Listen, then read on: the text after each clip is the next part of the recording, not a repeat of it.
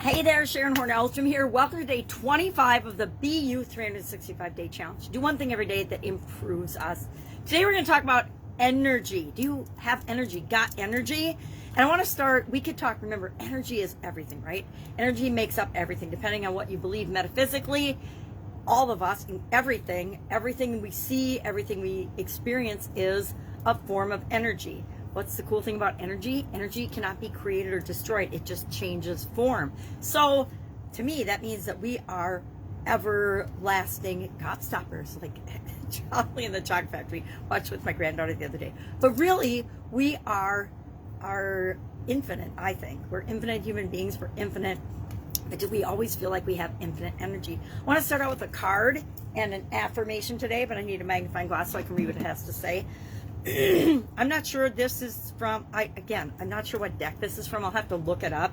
But it says, I am healthy and filled with energy. I am healthy and filled with energy. And then on the back side, if you can see without my ring light making weird reflections on it, I feel the bounce in my step. I see my shining eyes. The radiant me is right here. I claim it now. Now, this reminds me that a lot of how much energy we feel is, of course, tied to our thoughts, our beliefs, and our feelings. Also, what's going on around us. If we're in a negative, low energy, low frequency, we could talk about frequencies now. We could talk about measures of energy. We could talk about types of energy. But really, all we care about is, how do I get more energy? How do I feel energized and excited and engaged in whatever it is that I'm doing or I want to be doing? Well, there's usually 8 different ways we can do that. And then I'll share a couple as I'm talking about these of the things I actually do. One of the things and we'll talk about it as we go through the list. So the list is control stress.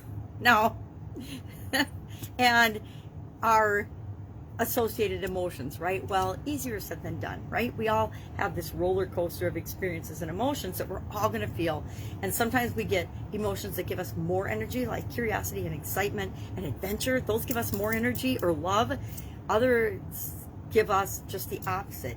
Despair, depression, hate, sadness, loss, grief. Those are like negative energy, low vibrating energies. We're going to talk about this a lot during next month, actually, as we talk about the emotional guidance system. But for right now, just realize that our stress level has a huge impact on our energy. If I am super stressed out and overworked and frustrated, I don't have very much energy. I'm not excited to solve the problems that I'm facing, and so I don't get the best results. Number 2, we want to lighten our load, meaning if we're stressed out because we're overworked and overloaded, we want to learn to say no to things.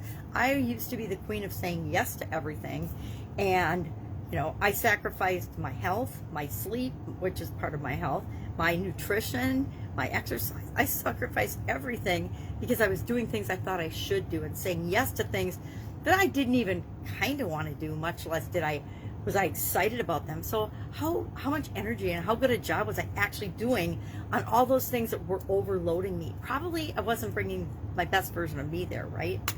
Number 3, we want to exercise. And exercise is almost guaranteed to get us better sleep. If we're moving and having some activity during the day, it will impact our life in so many ways. We're going to talk about exercise in a couple of days. Avoid smoking. Now, I've never been a smoker, so I can't speak to that one. But apparently smoking relaxes and depresses and takes our frequency down. So that would make sense that we'd have less energy if we smoke. It also restricts our breathing, right? If smoking impacts our breathing, then we're not getting the air and the circulation that we need. So that makes sense too. Number 5, restrict your sleep. Now, I don't know if that means don't sleep too much, but I think it means make sure you're getting enough sleep, but not too much sleep. Because if you get too much sleep, then that zaps your energy, right? 2, think teenagers are having a growth spurt. Remember, our bodies only heal themselves when we're sleeping. So teenagers, when they're growing and changing, and babies too, they sleep a lot. But other times, we don't need as much sleep. Now, I recommend more than 4 hours, probably 8. They say 8, 7 to 8.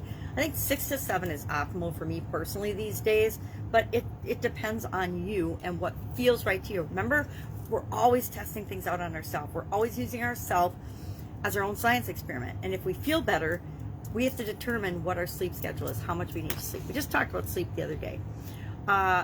Eat for energy. Number 6, this is an important one. There are certain foods, and again, testing on yourself, you'll find out we talked about nutrition the other day. It was just yesterday. Anyway, day before yesterday, supplements yesterday. Different things that we put in our body will give us different amounts of energy. Food is fuel. Food is what gives us energy. So don't not eat, because if you don't eat enough, you're not going to have any energy. If you eat too much, you get lethargic and you don't have energy either. 7, use caffeine to your advantage. So, me, I was going to not actually have a cup of coffee today, and then I was like, no, that's crazy. I like my coffee in the morning. Go get a cup of coffee. So I use caffeine to my advantage. I use it in the morning I usually only have a couple cups a day now, which makes me pretty proud of myself, because I used to drink 2 pots a day.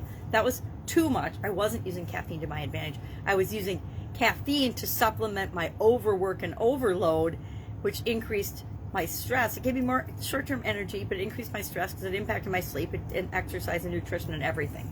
And finally, limit alcohol. Oh, not finally. 8, limit alcohol. 9, drink water. Drink more water. One of the biggest health pieces of advice I can give almost anyone that I talk to is you just ask people, how much water do you drink a day? And the vast majority of the population will tell you none, unless it's super duper hot out, or they live in a hot part of the country or the world, and they have to have water or they'll dehydrate and die. The vast majority of humans, we consume a lot of other beverages, but we don't consume enough water. And guess what? Water and coffee or tea, it doesn't count to our body, right? Because our body has to separate out the water from the coffee or the tea or the flavoring. Pop counts as negative. It doesn't count as any intake of fluids, right? Water is water. So those are just 9 things. Now, another thing, I like to do other things to help increase my energy too. I know that I have more energy when I'm doing things that I like and feel good about than when I'm doing things that I don't like. So if I have a task to do that I don't want to do, say I got to clean the bathroom or do the dishes or clean the kitchen or something, because I don't have help, if I have to do that, I reward myself for doing that. That gets me the energy and excited to do it, because I know at the end of it, I'm going to have a little reward. And I actually keep a list of rewards, 10 or 30 things I like to do on the refrigerator. And if I'm stressed out or overloaded or feeling negative energy or just tired, so maybe you just take a 5-minute nap or a 20-minute nap.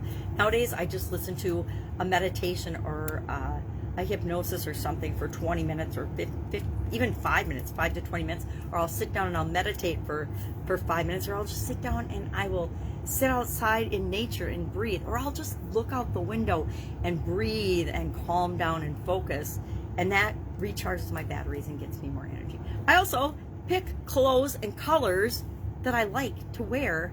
And now, sometimes you have influence over what you get to wear or not, sometimes you don't. If you wear a uniform for work, I hope it's a color that you like. If it's not, that tends to decrease your energy. So things like that. I always think I'm going to pick my own uniform and create my own, because that would save the time and energy of having to pick out what I'm going to wear every day. But I don't, because I like variety, and that gives me more energy than having the decision made for me. And I have worn uniforms in the past, which was a huge change for me, because I pushed against and didn't want to wear uniforms, and I wore them at one of my corporate jobs, and I was like, oh my gosh, why have I been putting this off so long? Because it was so easy just to get ready for work every day. You know, I had a little variety in my uniforms, but for the most part, and so did my kids. They went to a Catholic school and they wore uniforms, and I was like, I should have known, because it was so easy for the first 8 years of their life, getting them ready for school and things. You just, go in your closet, pick out a sweatshirt, pick out a shirt, pick out pants or a skirt if you're a girl, and then go. And it was just a no-brainer how to get dressed, and everything matched, right? So you just picked and pulled one of each part of your body coverage, and boom, you were off to the races. So find things like that conserve your energy and make your life easier. We'll talk about a lot of those things throughout this annual challenge, because I am all about making things automatic, making things easy, creating systems and things that make my life work. And I'm going to share all those things that I do with you here on this annual challenge. Any questions about energy? All we're going to do for energy today is our action item is to think about your energy as you go throughout your day. Notice what times of day you have the most energy or what times of day you don't. I am obviously a morning person. I have the most energy first thing in the morning, first thing when I get up. And I have the least amount of energy right before bedtime. So I plan my schedule and my activities according to my available energy. And just share it in the comments below on a scale of 0 to 10, 1 to 10. I always say 1 to 10 because unless we're dead, we're not at a 0. So 1 to 10, what do you think your current level of energy is? Share in the comments below. I'll share mine too. And I will be with you tomorrow. Any questions, hit me up. Otherwise, have an absolutely energetic, exciting, fun day. Remember, you are healthy, filled with energy, just like I am.